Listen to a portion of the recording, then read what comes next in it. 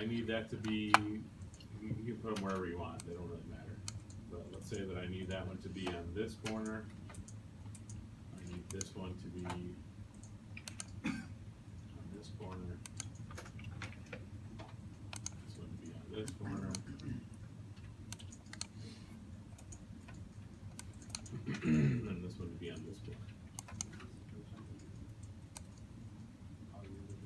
So I have all four of those now, and I'm going to union them. And why am I going to union them? Well, because you see that there's no line present here. So I know that that's all one piece, right? Otherwise there'd be a seam right there. You can see that this guy has a seam. So I'm going to go union all these guys together, and that should, at that point, get rid of my seam.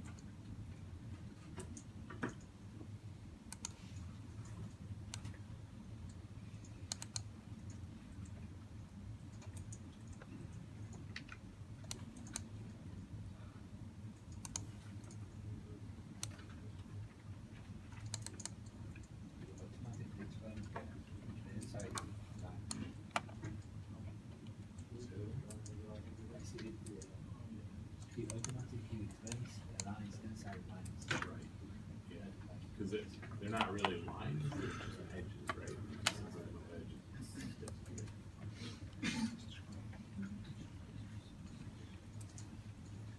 All right, so this next part So is you just line them all up. yep, Just move them all in. union them together. So this next part is maybe a bit on the confusing side. I don't think it's crazy confusing, but we have to draw this wedge, right? So we have to take this piece out of this thing. And if you look, this is where the views kind of come into play. So if I'm looking at this from the top view, it's just a slope. If I'm looking at this from the right side view, it's just, the front view, it's just a slope. But if I look at this from the right side view, it becomes this little triangle. See this guy right here? So this little isosceles triangle, that dude right there. So I'm gonna draw this on the right side. I hope that makes sense to you. Again, all I'm doing is I'm looking at this from the right-hand perspective, from the right-hand direction. So I'm going to draw this in the right-hand side. And I think that'll make a little more sense later, but for now, I'm going to click right, and I'm going to draw this. I'm just going to slide this guy out of the way a little bit. Draw this just kind of over here. Now, if you remember, the one issue that we have is we need to be drawing on the top surface, right? And the easiest way to kind of remember, as I chatted earlier, is that if you think about when you draw on the table, you don't draw on the side of the table, right? You don't draw on the bottom of the table. You draw on the top of the table.